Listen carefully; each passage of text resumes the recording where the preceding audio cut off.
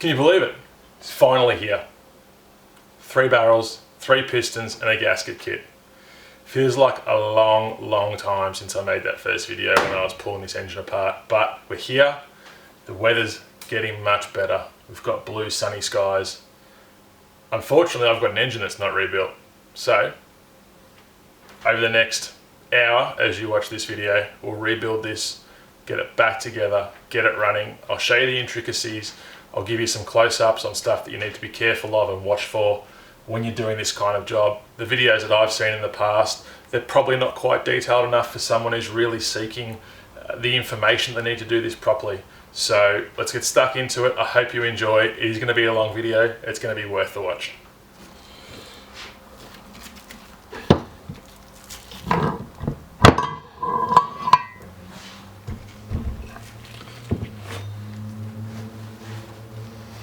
Now what I did was I soaked all this into some penetrating spray just to try and break down all the grime and the grit that's inside it. There was quite a bit of leftover debris which I've cleaned out once, but I just wanted to give it another soak, so I'm going to wipe all this out and then I'll give you a bit of a close-up shot. Alright, so I've just given a bit of a rinse out, but I'll just hit it with a bit more of this penetrating cleaner. Just want to get in here and just give this all a really good scrub.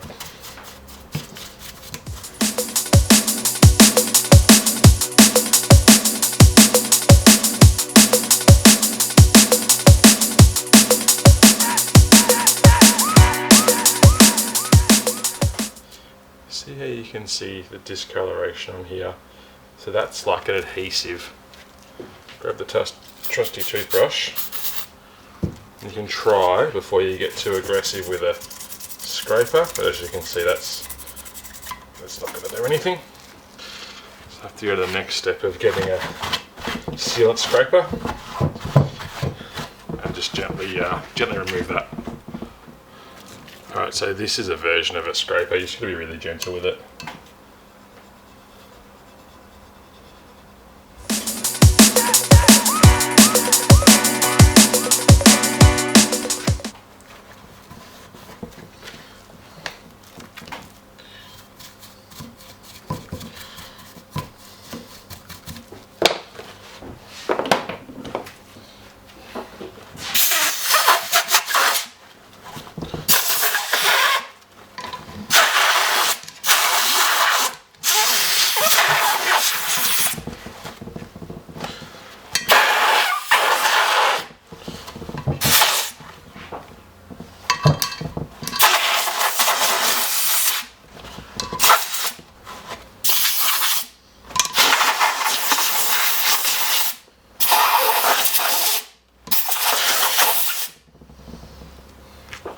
Okay, business end. So I'm just going to do the same thing. I'm just going to give it all a clean, a bit of a scrub down with the parts cleaning brush, and then I'm just going to get a bit of a blow down with the air gun. Let's get into it.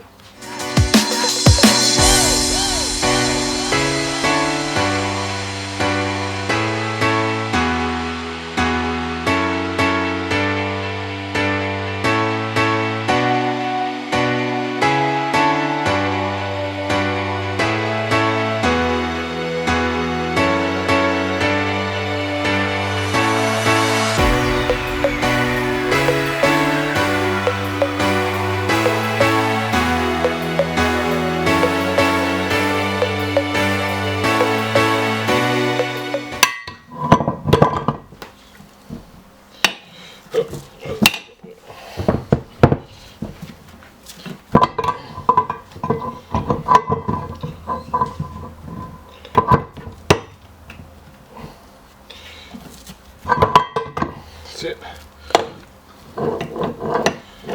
Nice.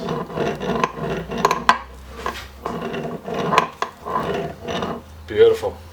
We're back where we need to be. The crank back in the bottom end casing. So now let's work on getting the main body of the engine back together again. Gaskets. Here we go. So one thing I just want to point out, that whilst You can't see it here, but off camera there is the crank and the base of the housing. I deliberately haven't touched this yet, and I want to show you. So the carburetors would sit on this side, starter motor there, but I deliberately want to show you what you have to be careful of. Now I'll zoom this in, and hopefully you can see in there, I'll lift this up a little bit, in there, all the debris that's still in there. So it's imperative that that gets cleaned. And the other thing I want to show you as well is your reeds. Now these are your reeds. I won't go into how reeds work, but effectively it's there's 4 little flaps. They can be carbon fibre or this sort of high tensile plastic, open and close, and they have been bent quite badly.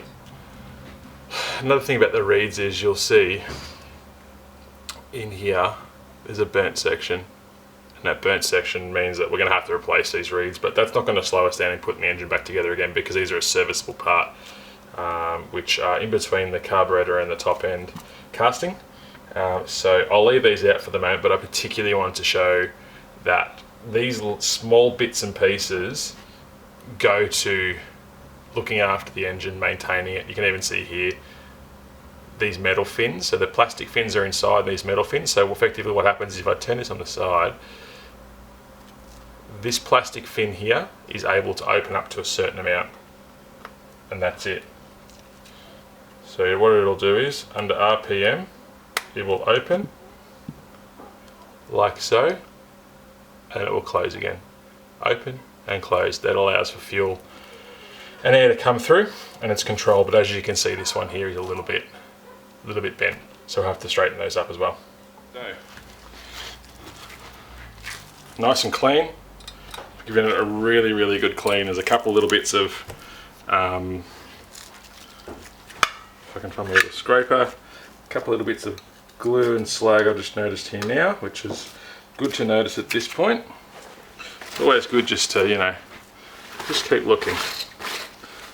Always look, make sure you don't see anything extra. You can't always see everything at once. That's the golden rule, remember. So what I'll do now is fight this. I need to remember to put my little starter motor back on. That's the wrong way around. That way around. Alright, so I just dropped in my starter motor spline, which is good. Now what we're going to do is manhandle this and get this onto here. There's no easy way of doing this apart from just doing it using all fingers, all toes, everything,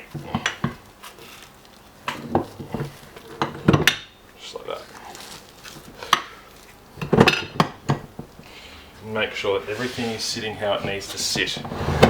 It's easy to take this on and off a few times just to check to make sure that everything is how it needs to be.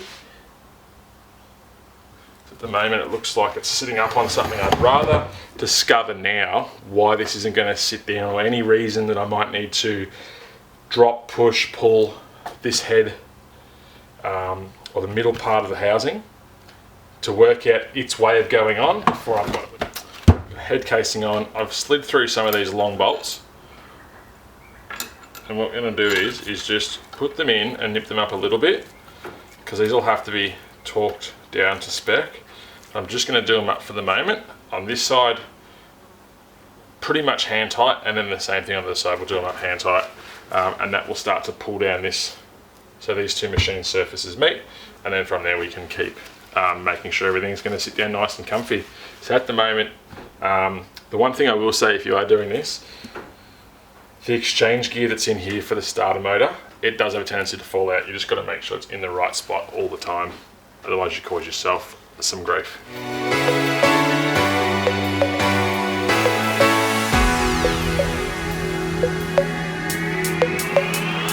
Alright, so now that I've got the bottom casing on the top casing, I'm just going to go through and put these extra bolts in. I'm not torquing anything down at the moment, I'm just going to do them up to sort of a rough one click with the impact gun, which is very low on the torque scale.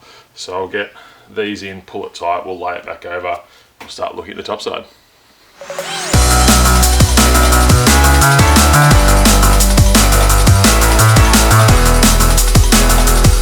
Okay, hopefully you can hear me and the noise in the background is not too annoying. What I'm going to do now is the new cylinders that we have, they'll have honing grit on the inside of them just from the machining process. So warm soapy water, not much. Toothbrush, give it a good clean, instant dry, and then once we've dried it, just got some generic two-stroke oil, good quality two-stroke oil, but generic, nothing fancy. And then instantly we give it a dry and then fill it full of oil, just to stop any corrosion happening.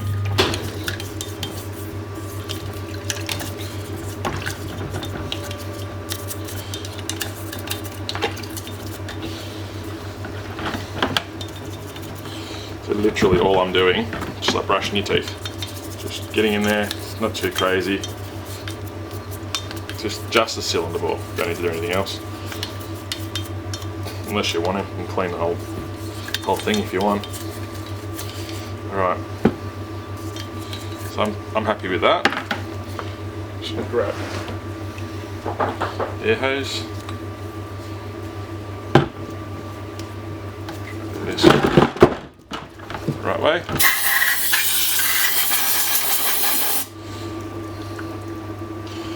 Let water come out of there.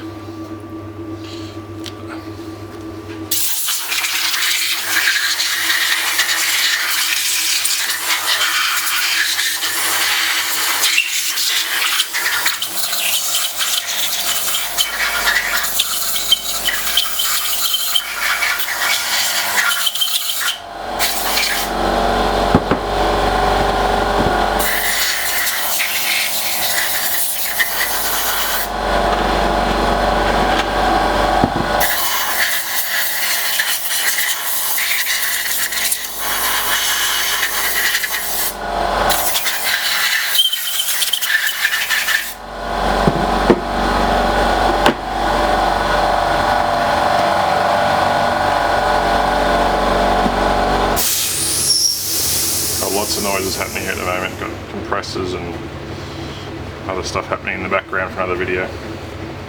So just literally oil on the rag inside. Just give it a nice wipe around, nice coat in oil with that. Doesn't matter if it gets everywhere.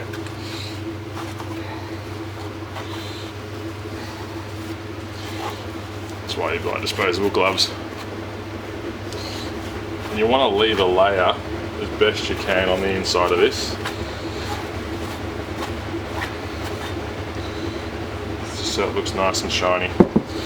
Almost like a dull haze when you're polishing a car. You want something like that. I don't know if you can see very well inside there or not, but it's going to be very hard to see the haze. But I've just gone over it with that. There's excess oil in there, which is what I want. Now move on to the next one.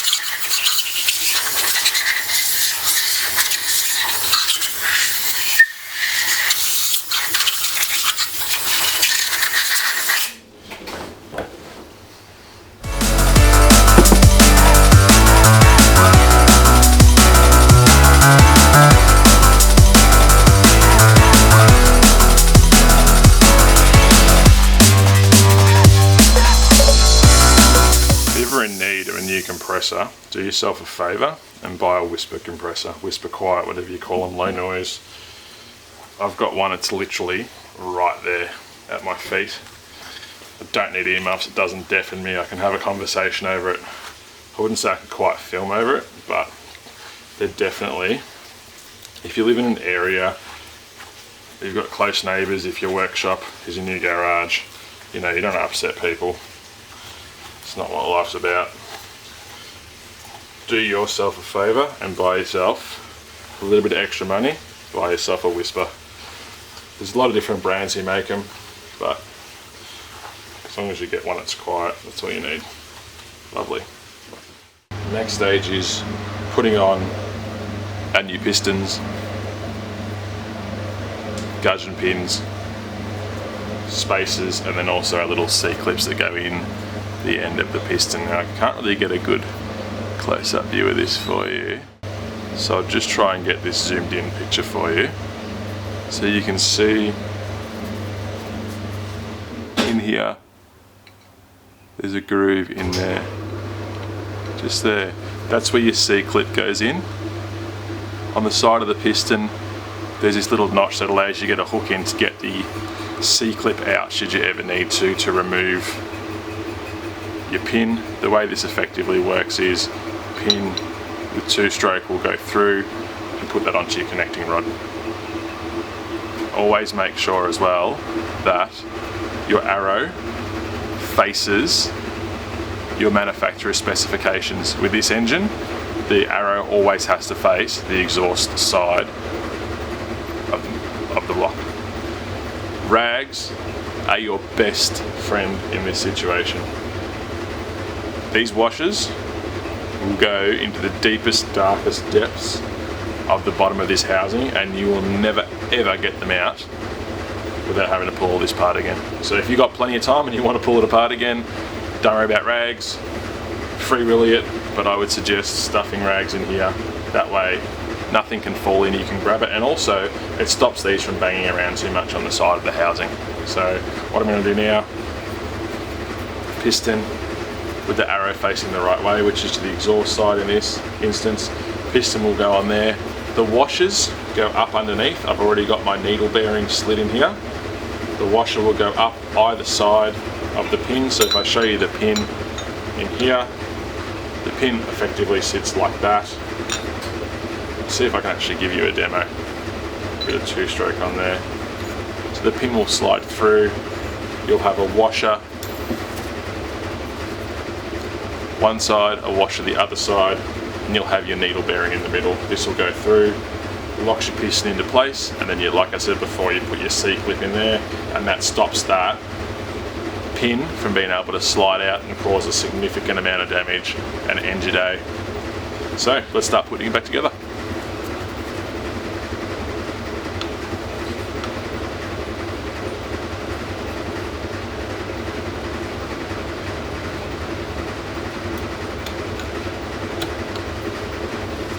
So once you get the pin through one side,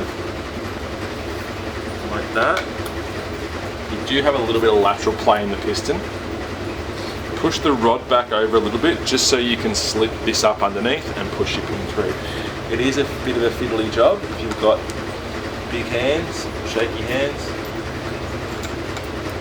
Like I said, rags are your best friend in this instance. Doesn't matter how many times you do this, how many times you rebuild engines.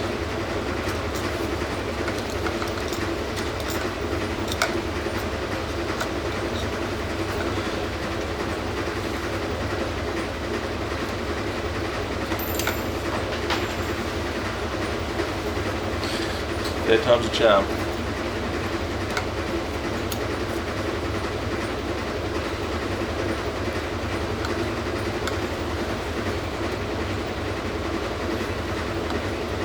There you go. Okay, so that piston is in. Right, you can see there's a tiny bit of lateral movement side to side. Spacers are in, which is good. Now once this is in the cylinder, it obviously won't have that movement because you'll also have your piston rings around the outside, which once I get all these pistons on, I'll then go and put the rings on and explain ring gapping and so forth. Very important. I'm going to put these 2 C-clips on now, because that'll be something at the end of this project. If you're not careful, you'll end up with a little bag, and that bag looks like this. If you're using an SBT kit, you'll look at this and you'll go, they were supposed to go somewhere. And most people would go, whatever. But that, for a tiny little component, is probably one of the most important parts of this whole process. Many engines have failed due to these pins not being in. And all your rebuild kits have different specs on where they want you to place the gap. I believe the gap for these is either 12 or 6 o'clock on the piston as it sits, so top or the bottom of the hole. So squeeze it together and we'll get it in, and that will lock it in. It's also a good idea, if you've got slippery fingers at this point in time, to put some glasses on, because these things are like rockets. This will go shooting right across the room.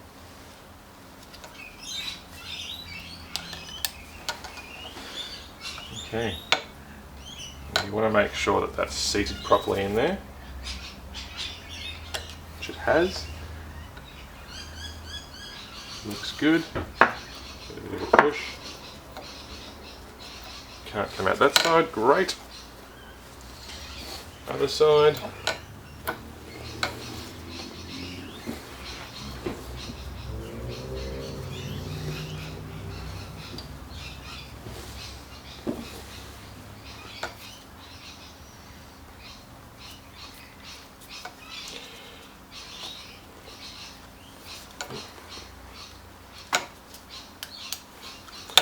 Okay, that's in. You like hear that little snapping sound, that's what you want to hear.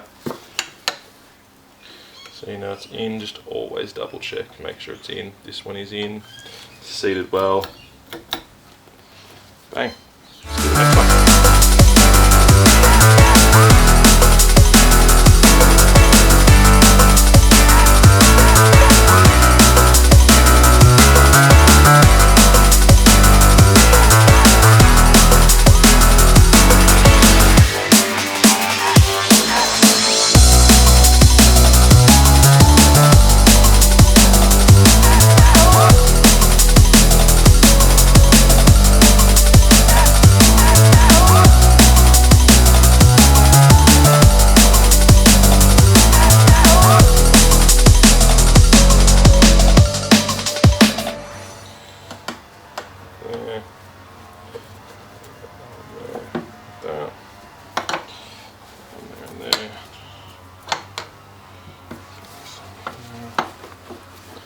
Stuff that on there like that. Okay. Just protects everything from getting damaged, especially the sides of the pistons. So what I want to do now is just very quickly, individually check each piston to say, I've got a ring in there, I've got a ring in there or a C-clip, and my arrow is pointing towards the exhaust. I have a ring in there, my arrow is pointing towards the exhaust. Ring, ring, arrows pointing towards the exhaust. Beautiful.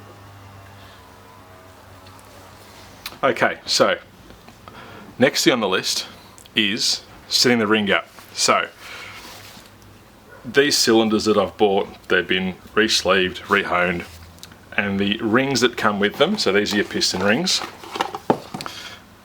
These are your piston rings that come with the kit. Most kits will have these. If you buy a rebuild kit, they'll come with it.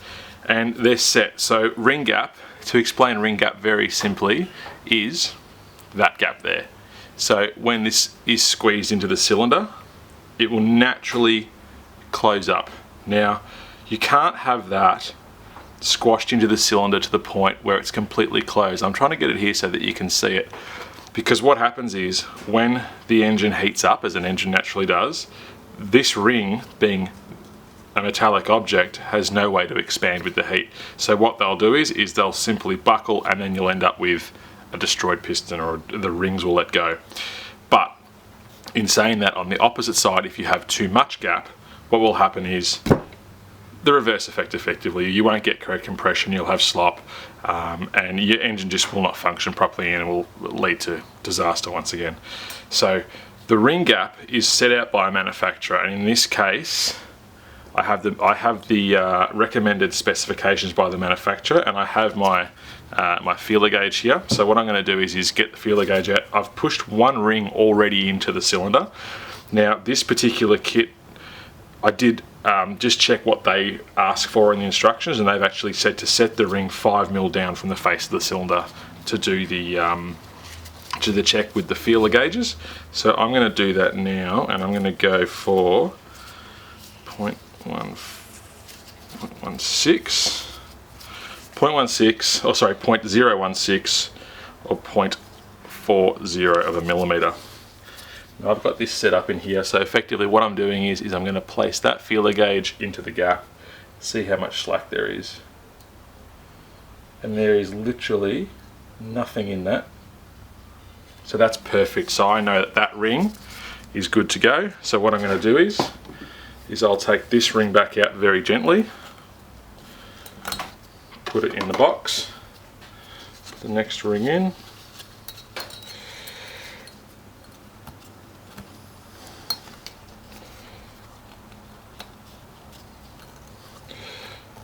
same thing.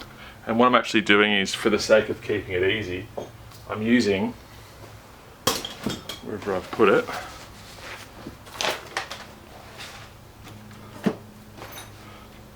I'm using an old piston, but that's okay because it still allows me, all I'm simply doing is just setting the ring square in the cylinder by using the piston like that. Again, grab out the feeler gauge.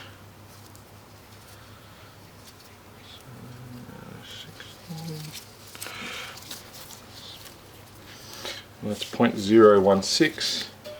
Check that. And again, bang, beautiful, well within spec. So I know now that those rings will fit this cylinder within spec. Now, I will only check these two rings on this cylinder, and then I'm just going to zoom out a little bit, and then what I'm going to do is put this cylinder on the piston with the ring, so I know that everything is within spec for this cylinder and that piston and those two rings. So I'm going to repeat that on the other two cylinders, and then we'll come back to getting these mounted on top of the block. Okay, so sit rep. I've checked all of the rings in the individual cylinders, and they all are gapped perfectly, which is amazing. So what I'll do is I'm now going to install the rings on the pistons, and then I'll be able to slot the cylinder over the top. Don't be afraid. I find doing this, I just had a bit of two-stroke oil handy on a rag, just because it's really good to be able to just put two-stroke on things. Just for a bit of lubrication. It's annoying when it's on your hands or whatever, but you know what, like, it's just that little bit of lubrication makes a big difference. I'm just gonna, like I said, just a bit of two-stroke on the ring.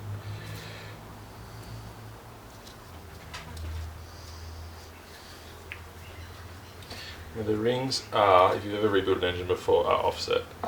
So what that means is, if I get my gloves stuck perfectly timed, is that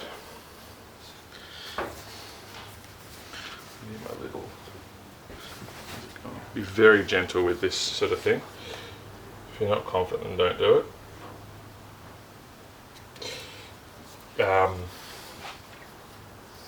So the openings effectively in the rings are at different points on the piston. So the ring can't rotate around. Once it's in, you won't be able to move past. So like if one joint is here, let's say if this was 12 o'clock, the other joint will be here at 11 o'clock. That's just the way it works. So the joints are never in the same place.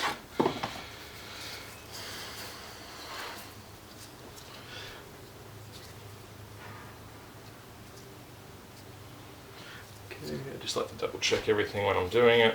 Make sure nothing stands out as being, as looking not quite right. Okay, that's on, beautiful.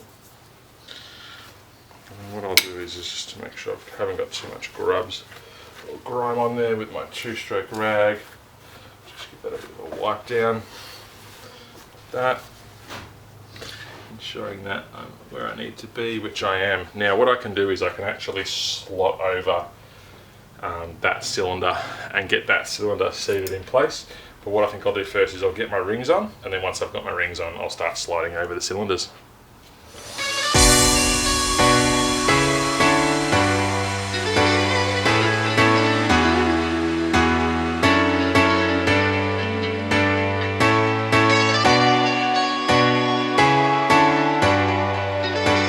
Okay, so all my rings are on, everything's looking good. Just going to work on getting this to where it needs to be. Have to contract the rings so that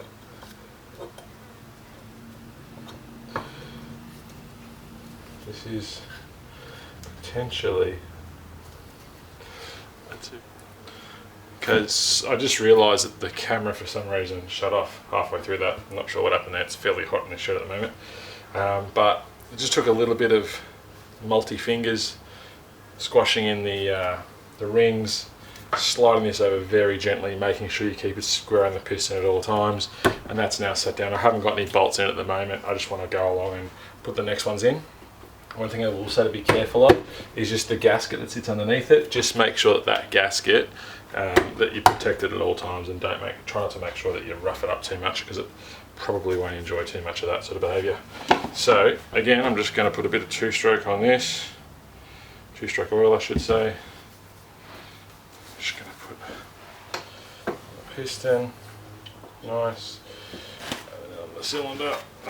Just helps everything slip together a little bit better. And then, you guys probably can't see it like that. I might try and rotate this hinge around a tad for you so you can see. If I go like that with it, it's better.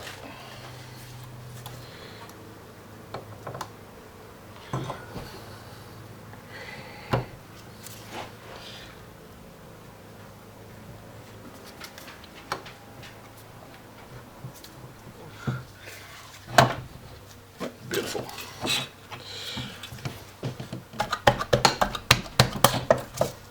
Lovely. Just a little pin there, that's okay.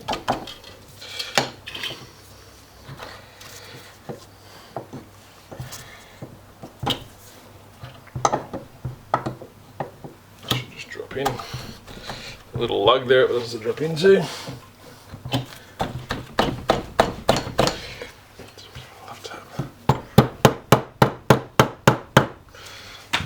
Was a bit heavy.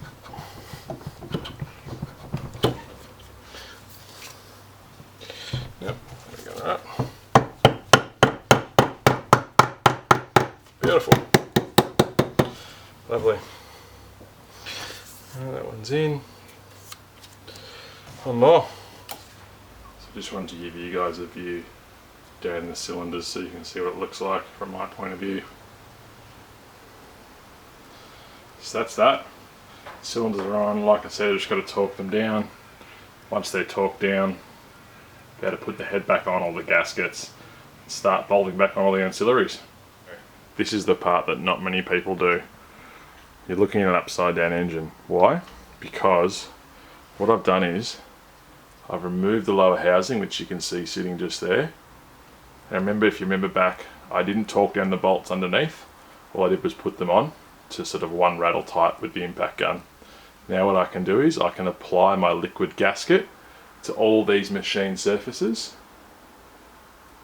and get a beautifully torqued down even finish on that. This is the best way to do it in my experience. Other people may say differently, but this is the best way to do it in my opinion. Also, by doing this, it allows you to have a bit of a play, make sure everything's rotating as it should. I can't turn that in because my hands are slippery.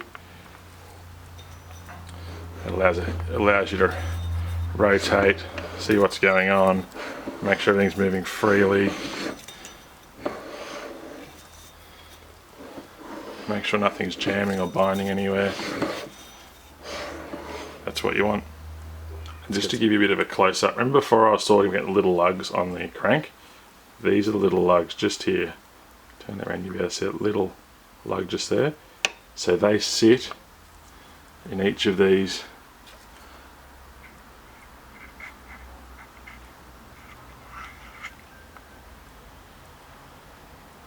little checkouts.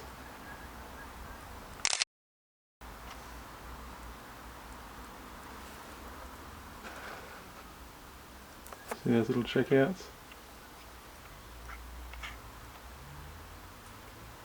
Alrighty, so gasket maker, make sure your surfaces are clean and tidy. Now, one little thing that I try and do with this is your tube, it's a good idea if you can, just squash it a little bit, like that. Just with the pliers, just give it a bit of a touch up. It'll just make your stream of gasket lube that little bit better.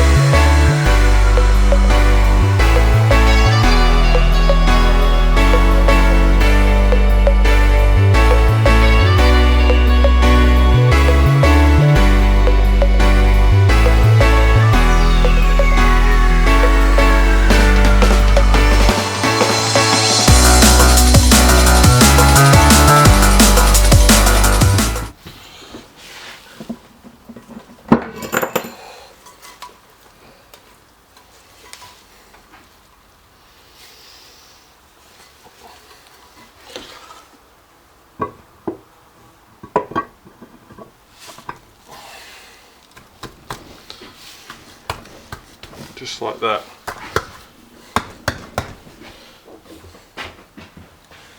That went on as good as what I could have asked it to. A couple of spots where I gave it some bonus gasket cleaner, I'll just wipe that off. Like that. This stuff will peel off anyway.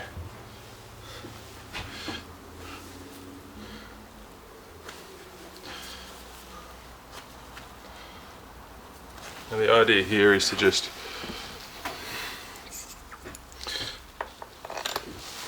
sit all these in, and then I'm just going to do them down. I say hand tight, but hand tight's loose terminology because I'm going to have to use some sort of ratchet or socket on this because I can't even grab them, they're that slippery with grease.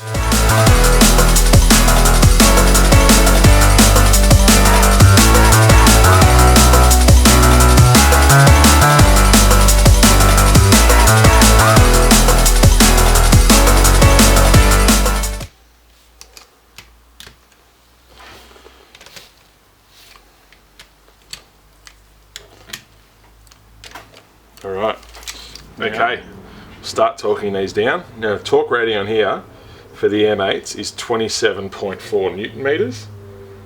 I've got my torque wrench set at 24, sorry, I've got my torque wrench set at 27.5, which I'm happy with 27.5. Now again, tightening order, I've got 1, 2, 3, 4, 5, 6, so we'll follow that order, and then from there we'll be able to torque all these down correctly.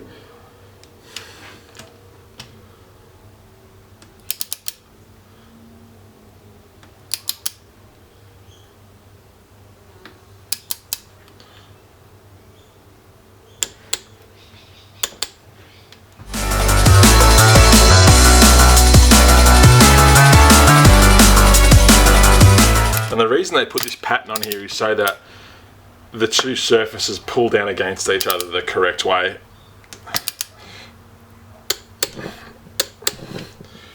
8, 9,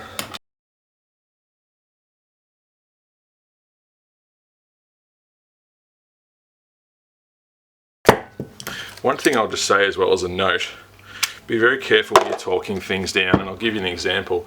This ratchet with this extension on it, there's a certain amount of torque that's lost because this will actually twist when you're putting a pressure through it. So always try and have your socket directly on your torque wrench if possible, because like I said, this will falsify the reading that you're getting.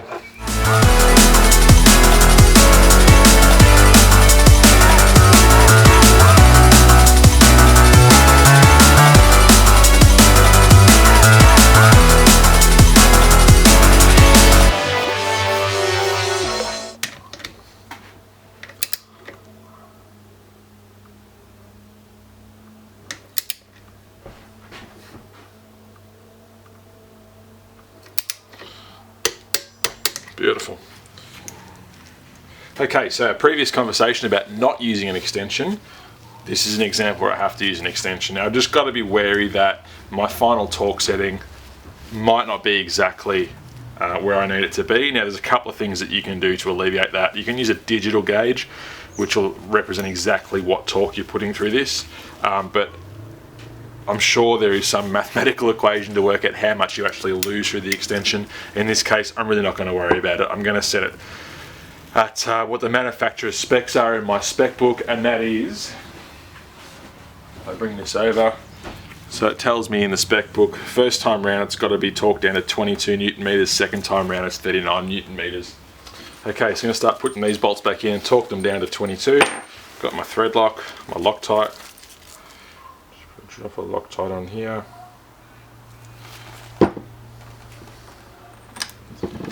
Shaky hands.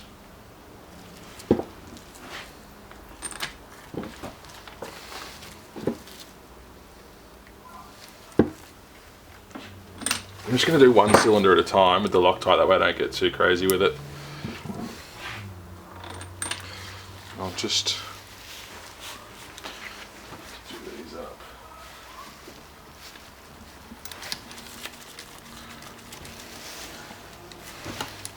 Good idea to always just have a look around all your machine surfaces that are going to meet when you're doing this. So for the sake of getting the bolts down, you don't have to worry about any sort of cross-hatch pattern. But when I'm torquing in the next step, I definitely will do a cross-hatch pattern. Okay. So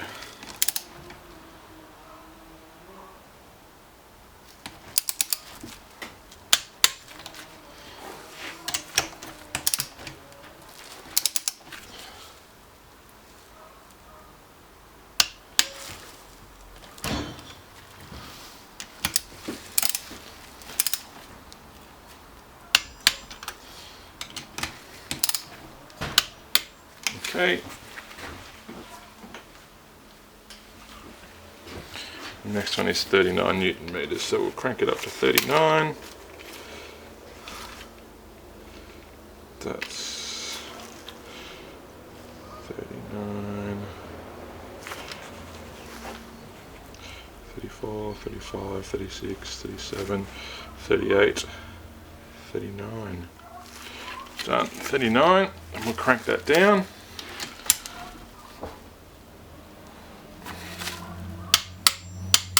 Okay.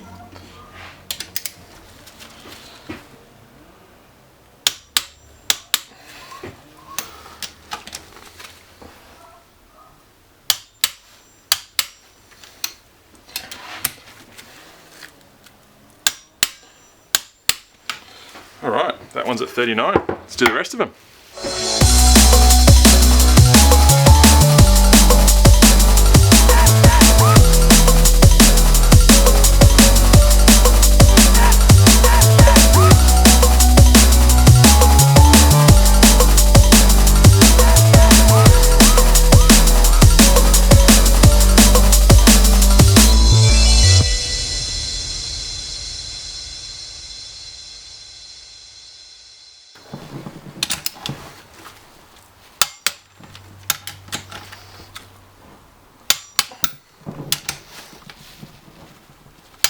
Just like that, all good.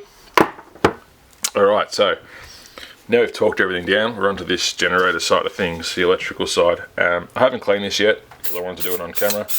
Just going to spray a bit of penetrating fluid in here. Can replace this O-ring as well around here. Just because I'd rather do it, I've got the kit. This needs a really good clean.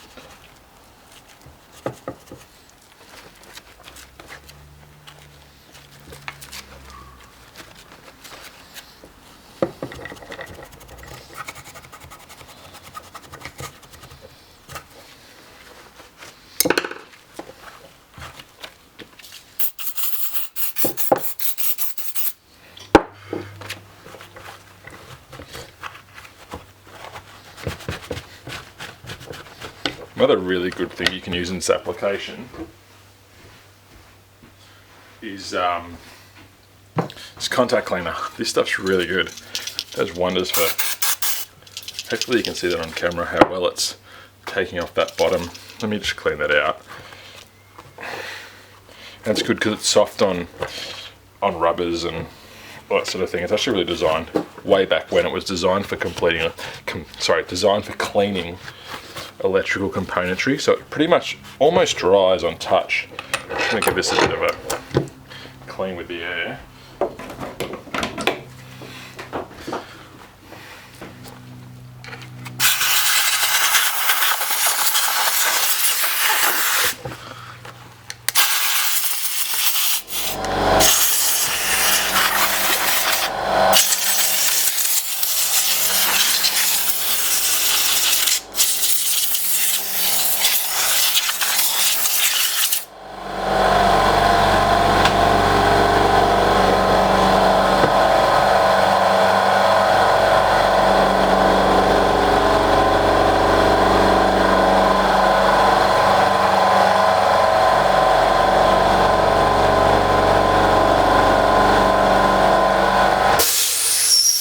So as you can see, if I remove this, that's a lot cleaner in there.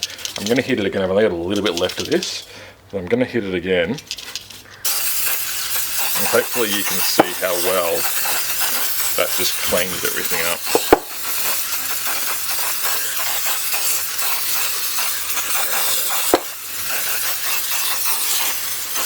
Alright, so as you can see, I've given that a good clean. I'm pretty happy with that. I've hit it with the contact cleaner and then also just some penetrating lubricant and also some water dispersant and some rust preventative, just to, you know, make sure it's where it needs to be. So I'm going to put the new gasket on, and these things actually, should have looked at the other one first, but that's okay. I think we can get the gist of it. Okay, I'm just going to put a bit of Loctite on these. The Chinese little dob. Won't need much. The gasket's in the right spot, which it is. It's still behaving. Okay, so the dry one was good. Let's hope this runs just as good. Bang like that. What I'm going to do is just get these in decent and quick.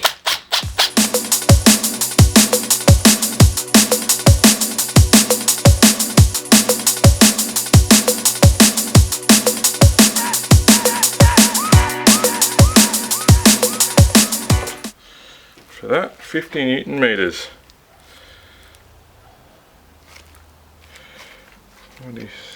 40, 27,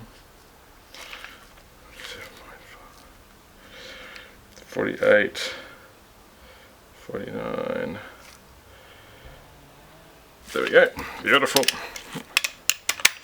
And there, get these torqued up.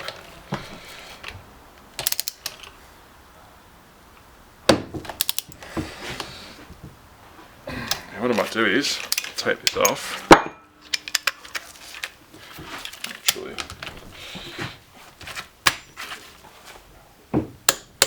beautiful.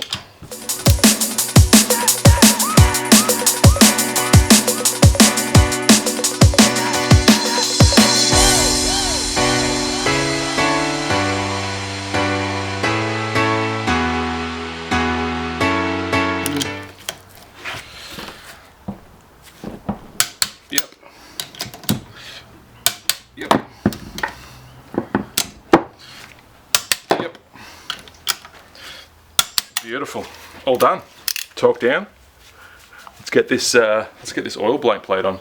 Alright, so as I mentioned earlier in part 2 of this, I'm making the choice, as a lot of people do, to remove the oil pump off this engine. They are a bit of a known fault.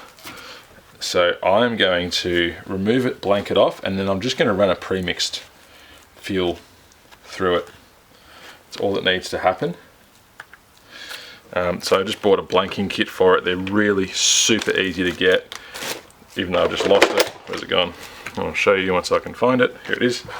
So this is the blanking plate. It's literally just a machined bit of plate. It's going to go, it's metal, aluminium. It's just going to sit in there and be tightened up. Just going to give it a bit of a wipe. So it'll go into there like that. And then they give you 2 new bolts. So I'm going to use those 2 nice new bolts. Put them in there like that. Now these don't have a torque setting, so I'm just going to do these up to what I think they need to be. I might even just put a little bit of Loctite on these too, just because I can.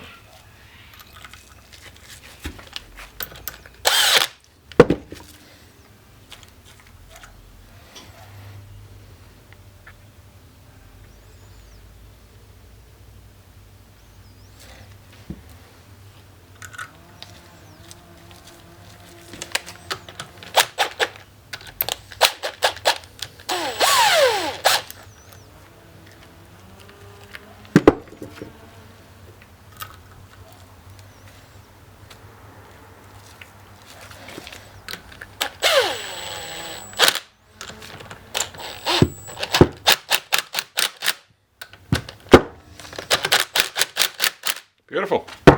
Done. Look at that. Well done. I'm going to hit this whole face with contact cleaner just to give it all a clean up, but for the minute, blanking plates on. Move on to the next bit. Okay, so the next thing I'm going to put on is just one of these mounts. So that'll go on there. Again, I'm just going to put a little bit of thread Loctite, whatever you want to call it, on here. The spec manual talks a lot about Loctite, so this thing must shake, rattle and roll, that's for sure, because I've never ever seen Loctite mentioned so much in an OEM manual. But at least they're aware, which makes me aware, which is a good thing. Which means I'm not hooting across the water and all of a sudden something goes pear-shaped. Okay.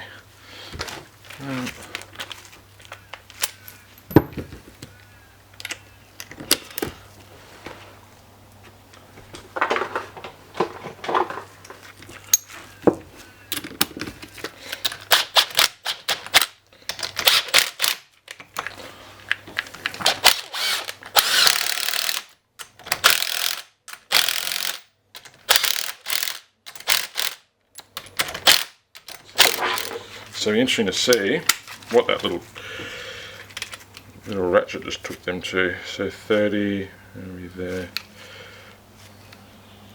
30, 1, 2, 3, 4, 5, 6, 8, 9, 39 Newton meters.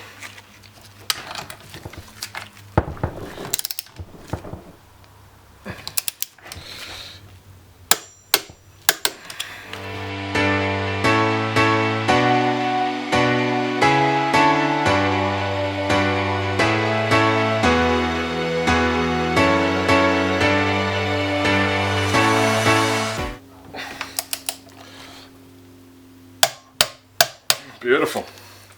That is torqued down. Spin this around. The reason I've got this bit of cloth, it is only literally a bit of cloth, over the top is just so that if I drop anything or some reason something falls in it, it's a bit of protection. So that is now on. Again, I'm going to hit this with some cleaner. We need to. Okay, so the next thing is going to be the exhaust will go back on in the ski, because the trouble that I had getting the engine out with the exhaust manifold on was it's not worth dropping this in the ski and damaging the hull. So the carburetors will go back on again before it goes back in. So that's going to be the next thing, is the carburetors, and then getting the head back on this with all the gaskets on it. So that's going to be something that's probably not overly tricky, but I'll just follow the manufacturer's spec, torque everything down, and then we've got all these little bits and pieces to put back together again, and we'll be kicking goals. So really, I'm pretty happy with the progress so far. Like I said at the start, this video is probably going to be about an hour for you, but for me, it's probably taken man hours.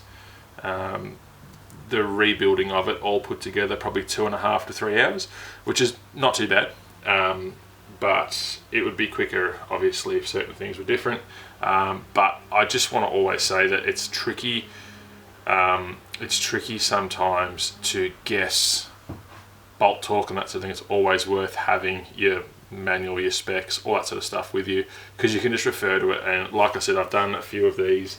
I've built many engines in my life, but it's always good to have the manufacturer or the OEM spec of whatever it is that you're rebuilding, because you can't go too far astray.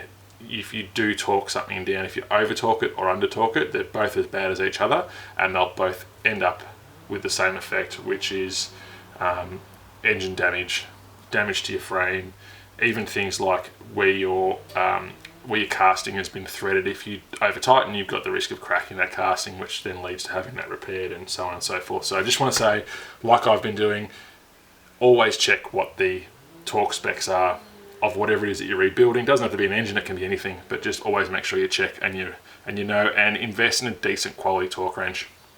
I've had a few. That one I've got there is a name brand, which is good. It's simple, it works, I trust it. That's the main thing. So let's move on now to getting this head and these carbies on, and getting pretty excited. We're going to start this thing up soon. Alrighty, I hope you can hear me properly. It is absolutely pouring rain outside. Last bit of the video you would have seen I was probably in a singlet. It was 29 degrees in this shed when I was filming that. A week later, it's 8 degrees in this shed and it's pouring rain outside, and we're lovely Melbourne, Australia. We're moving into summer apparently, so I hope you can hear me over the rain.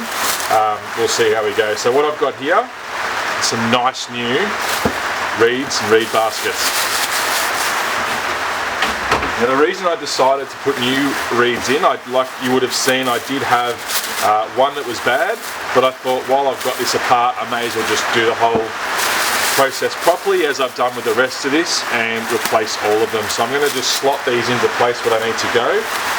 The middle one I believe is the only different one. The rest of them, or the other outside two, are the same, and I can see on here how they've sat in the past, so I'll get them on and we'll work it out from there. And you can actually see, just looking at this, how one has two tails and the other one only have one tail and one tail off the side.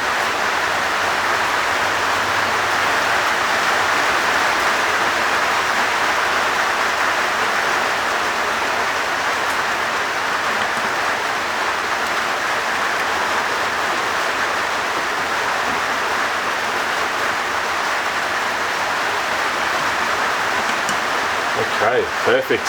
Here's my carbies, which I'll show you how they go back on to the reed cages in a second. But if you remember back a few minutes ago in the video, I put the oil delete plug on the face of the engine. Now, the way this works is there's a little pump, which is this, which is driven off the crankshaft of the engine. Now, just on the back of this plate here, this spins and it draws oil out of a tank which is under your steering bar on the ski, just behind the fuel tank. Draws oil out, and there's a little gear-driven pump which works on a valve system which puts oil into the cylinders so that you don't have to pre-mix fuel. Now, I'd rather pre-mix fuel. I can get my mixings right. I never have to wonder, geez, has this suction line come off? Have one of these lines come off? Because this, if you do any reading about XLT 1200s online, this is a big killer of this ski, is these lines coming off for whatever reason whilst the ski's full noise across the water, and you probably won't have long once these lines come off, or even one of them comes off, before your ski decides it wants to quit life. So you can see here, there's a nipple that this hose goes onto. I'm going to pull that off, and I'm going to slide over the little plug. Look at this one first. Cable slide off. Turn it around a little bit. Tricky spot there. There we go. Cable ties off.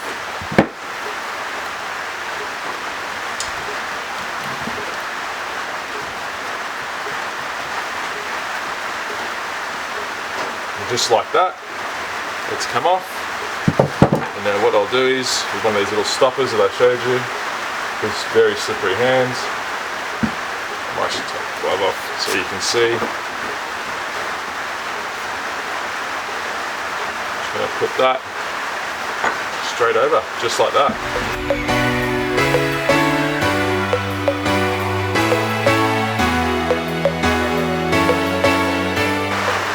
Now, I don't read anywhere that you have to cable tie these on, but I think cable tying these on is probably going to be a fantastic idea. Even though they would create a vacuum, so they would technically be suctioned onto those nipples, I'd rather just have some sort of mechanical connection holding those on there. I know that we're good.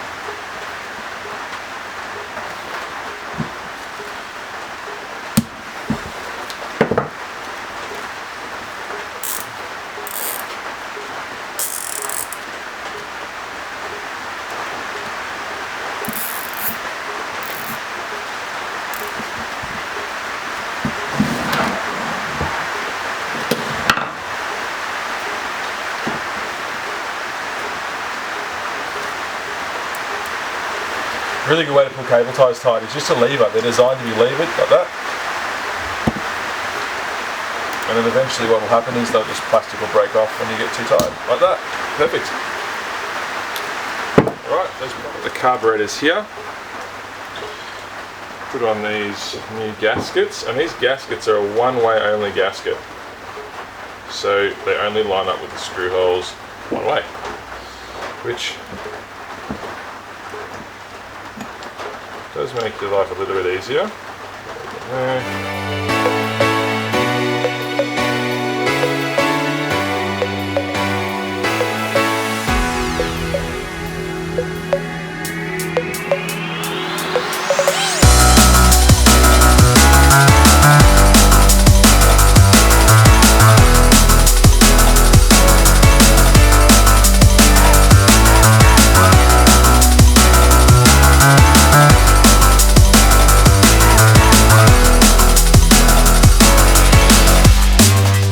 So once Reed's baskets are back in, I'm just going to put this mounting plate back on again. Just going to Loctite all these all back on again. quite a few of them.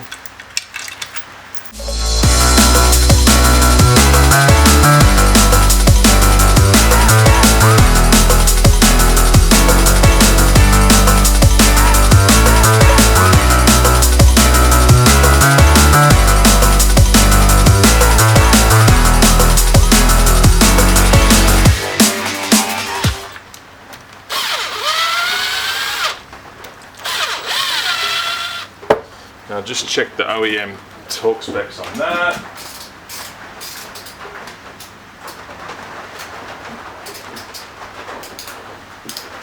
So that is 12 as well, 12 Newton meters, which I'm set at, and the order is a specific order, which I'll show you here. It shows me on this map here, I don't know if you can see that. On this map here, it shows me a specific order that I need to do, so I will do that. Starting off with this one.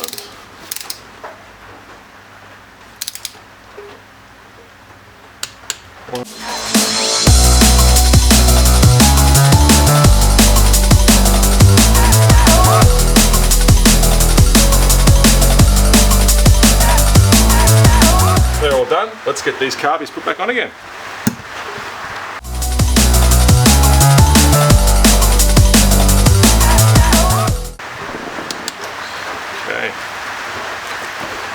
Torque down. Now, like I said, there's some little smaller little Allen key style bolts in here, these ones, and you pull them out, give them a clean, and then I'm going to Loctite them up. There's only 4 of them, and we'll send them home. Bolts.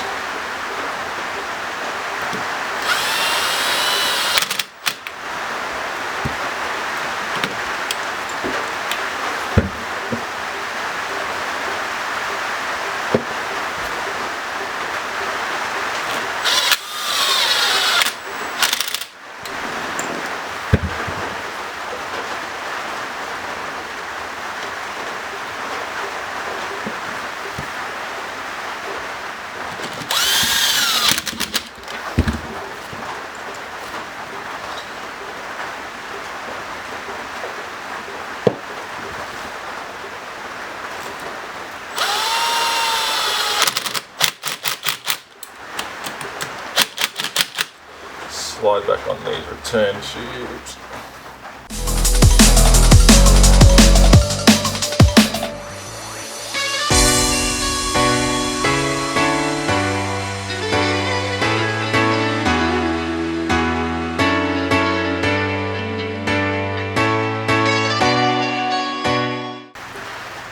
Alright, so time's come to put the head back on. So I've got my gasket in place, which is like a triple system gasket. It's got a rubber on the bottom, I believe. What is it on the bottom? I'm going to show it to you. So rubber on the bottom, metal in the middle, and then rubber again. So it's like a lined gasket, head gasket. I'll stick that on there. So one thing I haven't done yet is clean up the old gasket off the top of the head. So I'm going to just do that now, get it done, clean it up, and we can install it. It's just one of those slow, tedious processes.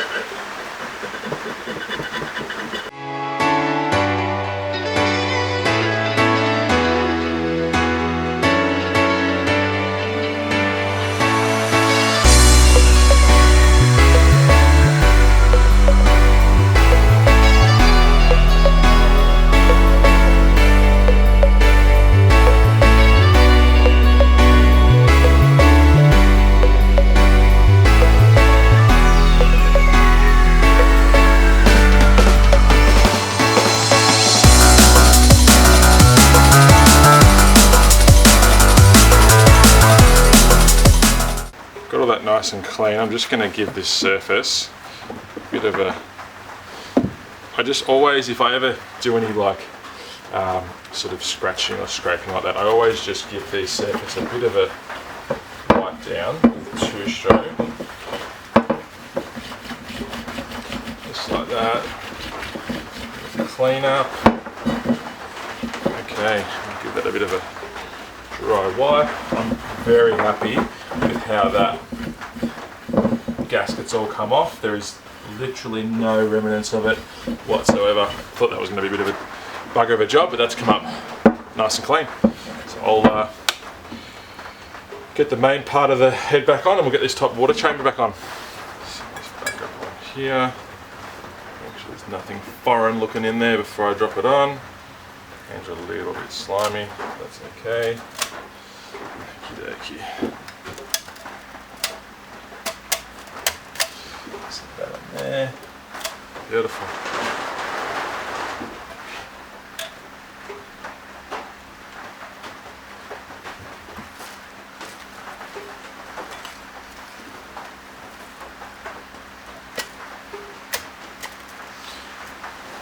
Just circle back to the very get-go. You remember from the first video, labeling. You can see that. This is where labeling makes your life so much easier.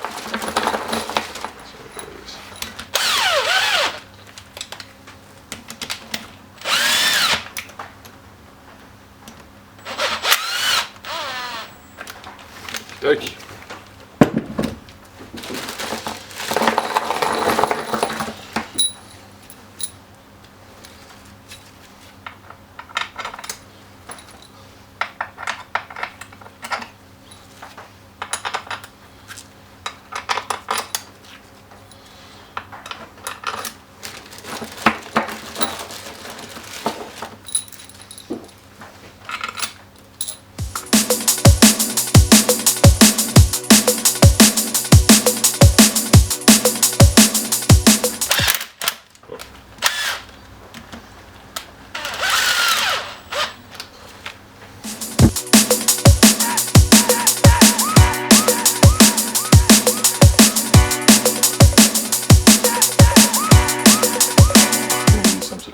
That you can see on here there is number 15 there, so each of these bolts, number 2 there, number 12, each of these bolts is labelled and each of them have a torque setting which is actually labelled on here.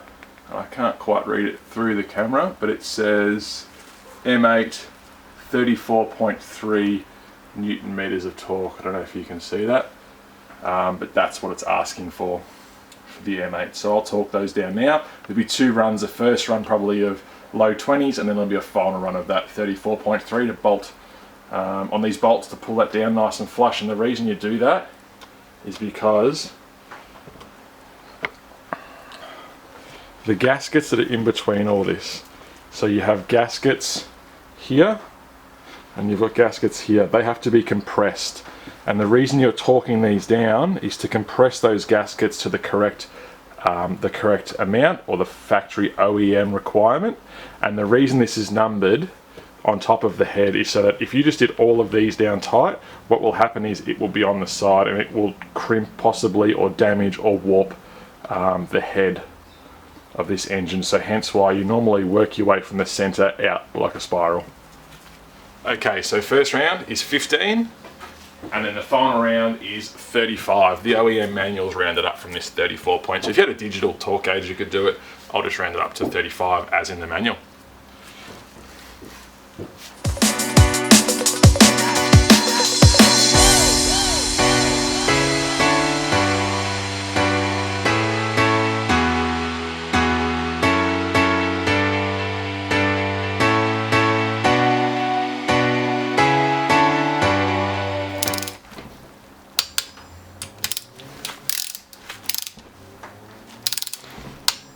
Alright, I'll reset the torque wrench and we'll do them all again. What I'm going to do just quickly, as weird as this sounds, I'm going to thread in the spark plugs. Now the reason I'm going to do that is because I don't want anything falling into the nice, beautiful, fresh, clean chamber.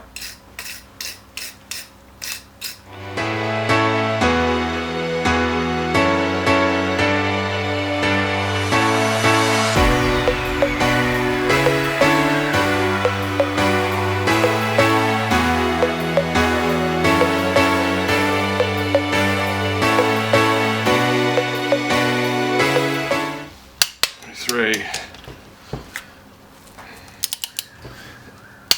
24, and that That is a good feeling. So the last thing to do on the engine before it actually goes back in the ski is going to be to do the power valves. So I've got those, I'll clean them up, give them a good scrub, slide them back in, put their special retaining pins in, and then we can get this motor back in the ski and start putting the exhaust and the air intake back on it. Alright guys, so up to power valves like we said. I'm just going to give these a bit of a clean with a wire brush because they're a little bit dirty.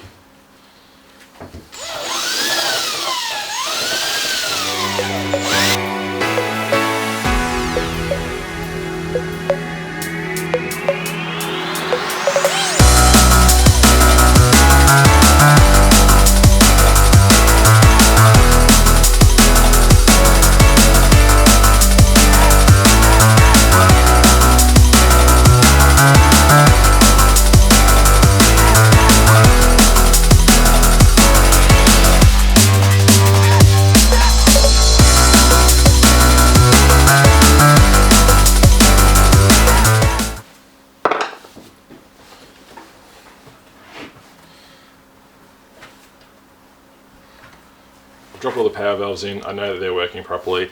They're all moving freely, which is great. Like that. So now I'm just going to make up the assembly from all these bits that I've got left here. So I'll start reassembling and see how we go.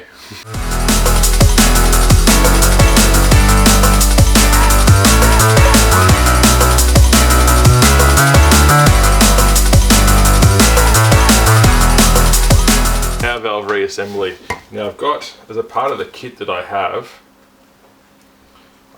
a nice little set of rubbers for either side of these entry points. Now I don't remember taking these off last time round, which tells me that possibly these, again, as we've said at the start, this was rebuilt, this engine, and it was not rebuilt properly, which is one of those interesting things that happens. We all know it happens.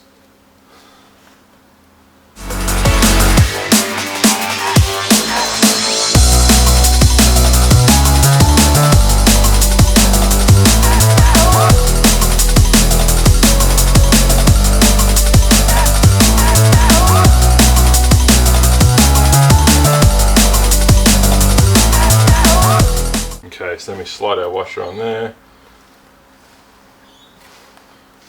Good, and then we put our circlet in, which I don't have circlet pullers, but might be able to just get this on anyway. Like that.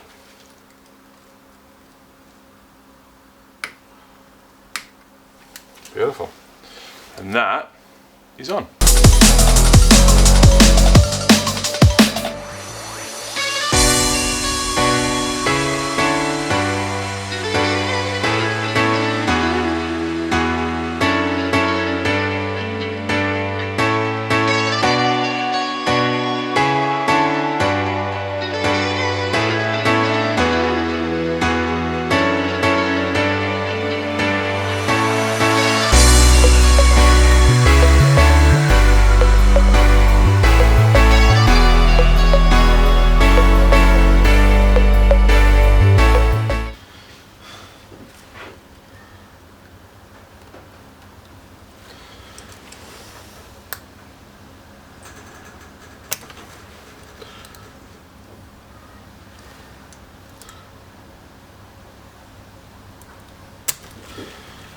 These are very, very, very stubborn, these little Allen keys.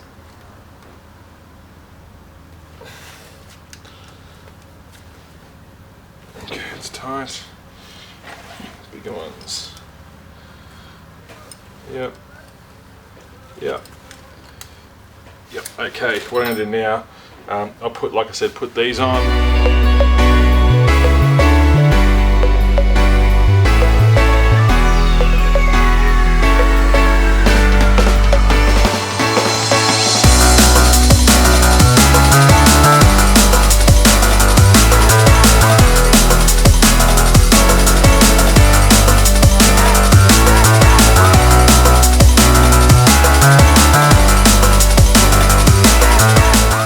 these are all back on again. As you can see, I don't know if you can see it or not, but I've cable tied that one so it can't move unless I want it to, and this one here the same.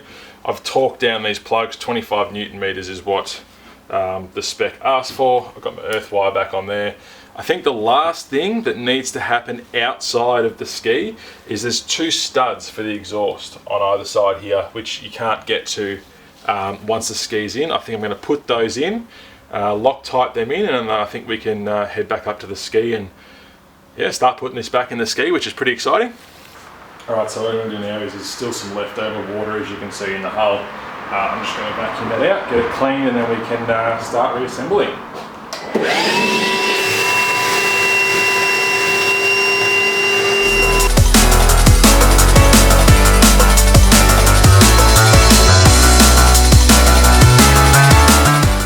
Alright, so I just managed to manhandle this under here. Didn't have the camera on, unfortunately.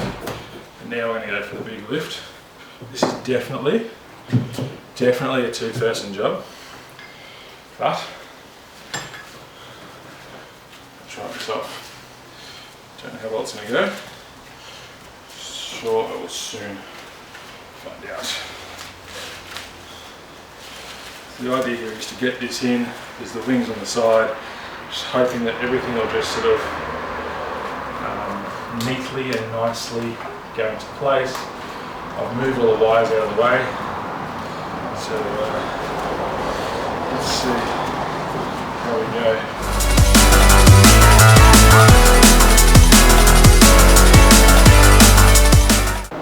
Alright, so great news. The motor is in. That is a very good feeling indeed. So it pretty much slid straight back into place. I just had to line up the drive unit, which was easy because it's free spin, and it just slotted straight in. Now I've just got to put back my shims and bolts on each side, and then we'll tighten it down, and then from there we can really start getting into putting all this stuff back together again.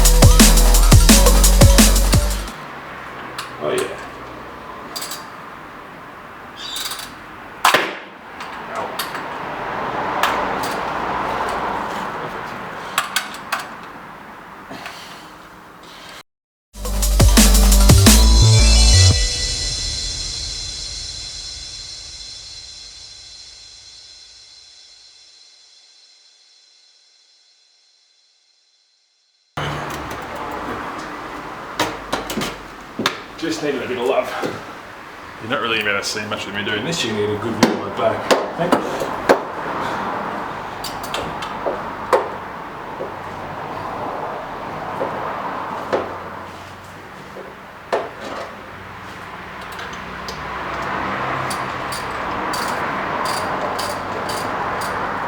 Okay, so I've just put on the 2 nuts. There's 2 studs that come out. You saw me put on before. I've just put the 2 nuts on there.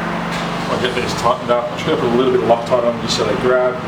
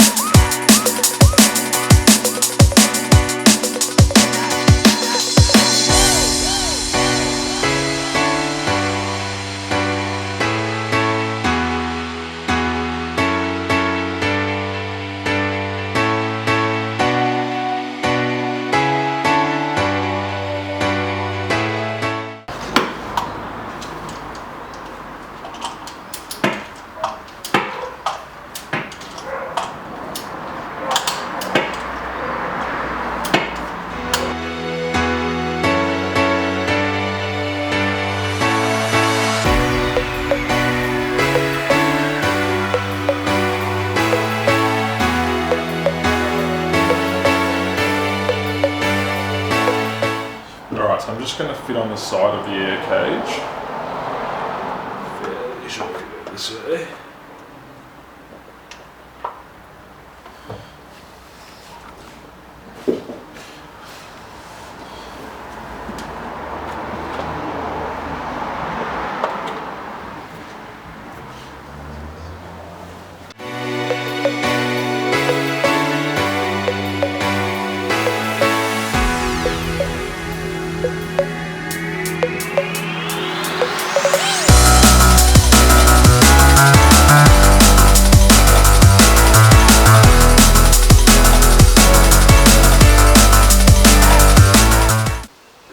Okay, so I'm just lowering this back in now. There we go. I think I need to go this side first.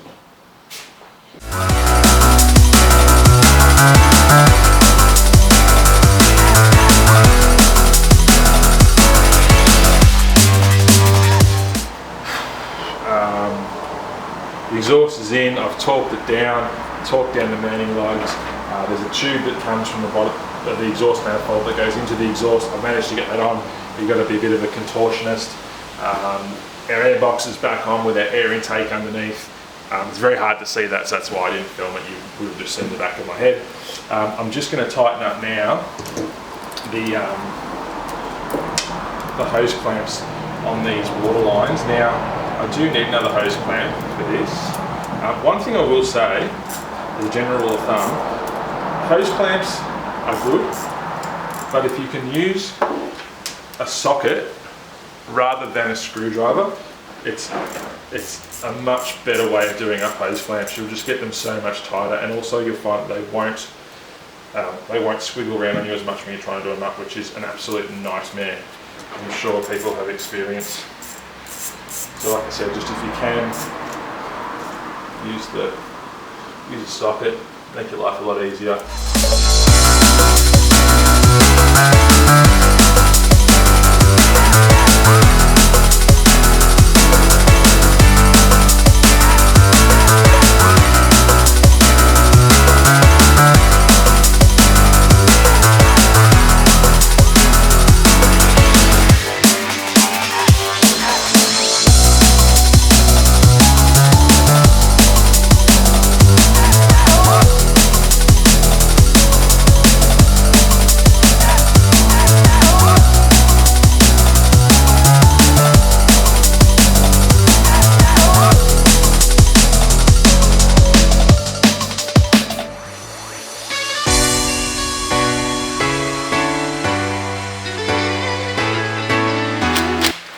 So that ain't going to go anywhere now. Now I've just got to look at mounts, and I've got to get into that down there. Somehow get a view for you guys down there too. So this muffler here has to have that rubber joint put on it. So it's literally just going to slide on. I'm going to put the clamp around it, and then that'll seal it up. I'll just try and get a shot when it's done.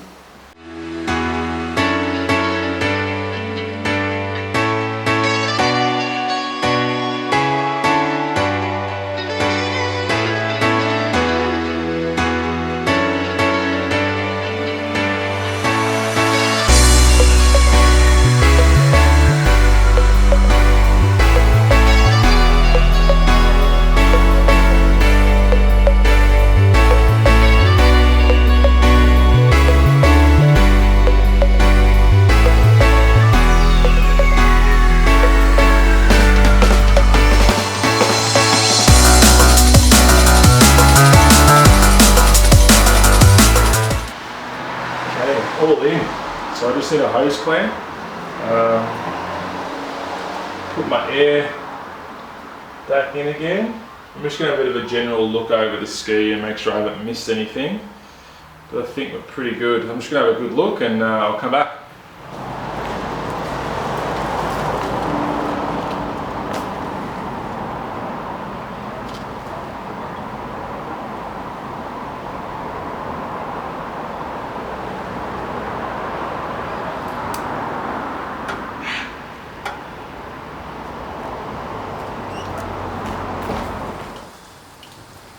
Alright guys, let's see how we go.